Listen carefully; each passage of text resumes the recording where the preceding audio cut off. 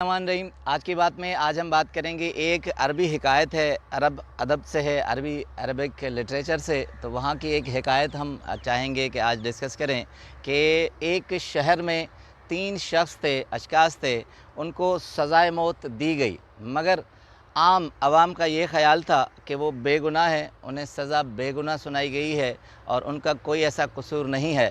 मगर चूँकि बादशाह का हुक्म था, उनके हुक्म की तामील की गई, तख्ते दार पर आए और वहाँ तीनों शख्स जो है वहाँ खड़े रहे। अब तीनों शख्सों में, अशखास में कौन थे? एक वकील था, एक आलम था और तीसरा फ़लसफ़ी था।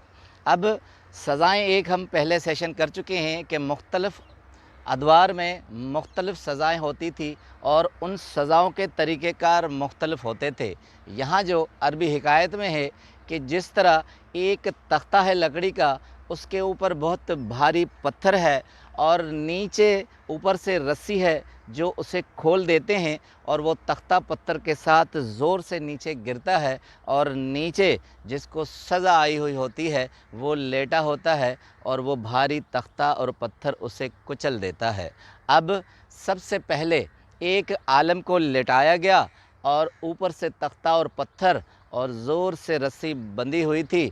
तो अब जिस तरह आखिरी ख्वाहिश पूछी जाती है, तो उस आलम से आखिरी ख्वाहिश पूछी गई कि तुम्हारी आखिरी ख्वाहिश क्या है? उसने कहा कि मैं आलिम हूँ, मुझे खुदा पर पक्का यकीन है, मैं आखिरी ख्वाहिश नहीं बताऊँगा, मगर मेरा ईमान ये है कि वही ज़िंदगी देने वाला है और वही ज़िंदगी छीनने वाला है। एक आदमी का या बादशाह का कोई हक़ नहीं होता कि वो मेरी ज़िंदगी छीन ले, इसलिए अल्लाह पर मुझे पक्का यकीन है। अब ये कहना था, उसे लिटाया गया, ऊपर से तख्तेदार रस्सी को खोला गया और ज़ोर से वो लकड़ी जो ऊपर पत्थर था जैसे ही नीचे आया, मगर जैसे सर था आलम का, वहाँ आकर वो रुक गए। अब चरखी नीचे नहीं आ सकी और आलम बच गया। अब आलिम को उठाया गया और सबको यकीन हो गया कि ये अल्लाह पर पुख्ते यकीन की वजह से इसे सज़ाए मौत नहीं आई। उसके बाद वकील की बारी थी। वकील साहब को लाया गया, लिटाया गया, आखिरी ख्वाहिश पूछी गई। तो उसने कहा, मैं इंसाफ का मतलाशी हूँ, इंसाफ का काम करता हूँ, सैकड़ों लोग हैं जिनको मैंने इंसाफ दिलाया है। आज मेरा भी इंसाफ यही है कि मुझे सज़ा नहीं आ सकती, मैंने लोगों को इंसाफ दिलाया है, तो आज मुझे इंसाफ मिल जाएगा। अब उसे लिटाया गया, वहाँ ज़ोर से रस्सी को खोला गया, तख्ता नीचे आया, उसके ऊपर बहुत भारी पत्थर, मगर जैसे ही चेहरे के पास आया तो वो चरखी वहाँ रुक गई।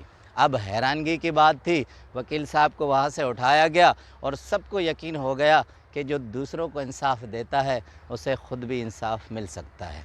अब आखिर में दानिश्वर थे, दानिश्वर साहब को लाया गया। जैसे लिटाने की तो उन्होंने कहा कि देखें, मैं फ़लसफ़ी हूँ, मेरा फ़लसफ़े पर पूरा यकीन है। मैं ये दोनों मंज़र देख रहा था, आलिम को अल्लाह ताला के यकीन ने नहीं बचाया और वकील को इंसाफ ने नहीं बचाया। अब हक़ ये था कि मैं ये दोनों मंज़र देख रहा था। जो रस्सी आप छोड़ते थे उसमें एक बहुत बड़ी गांठ है। अब वो गांठ चूँकि थी, वो ऐन उसी वक्त आकर वो गांठ बंदी यहाँ रुक जाती थी, इसलिए उससे सज़ा नहीं हुई। उसके बाद सबने गौर किया, वाकई गांठ बंधी हुई थी और वहीं फ़लसफ़ी को लिटाया गया, गांठ को खोला गया और ज़ोर से वहाँ रस्सी को खींचा गया, नीचे उतारा गया, तो उनका वो ज़हीन सर फ़लसफ़ी का पिचक गया और वो मर गए। अब अरबी हिकायत में है कि ज़िंदगी में हम बहुत ज़्यादा नुकसान उस वक्त उठाते हैं जब हम जानते हुए उस वक्त वो जान हाज़िर करते हैं जब हमें ज़रूरत नहीं होती।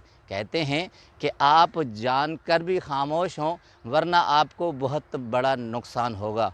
सुकरात जो फ़लसफ़े का आवा था, बाबा था, वो हमेशा जब भी लेक्चर देता था वो ये कहता था, उस लेक्चर को, उस सबक को शुरू करने से पहले कहता था कि मैं ये जानता हूँ कि मैं कुछ भी नहीं जानता।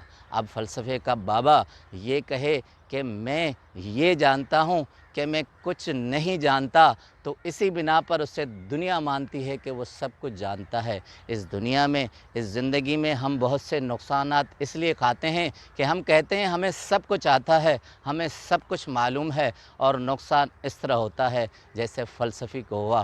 آپ بہت کچھ جانتے ہوئے بھی اپنے آپ کو انجان رکھیں تو اس طرح امان پائیں گے، اس طرح زندگی ملے گی جس طرح عالم اور وکیل صاحب کو ملی۔ آپ کا بہت بہت شکریہ۔ Very good.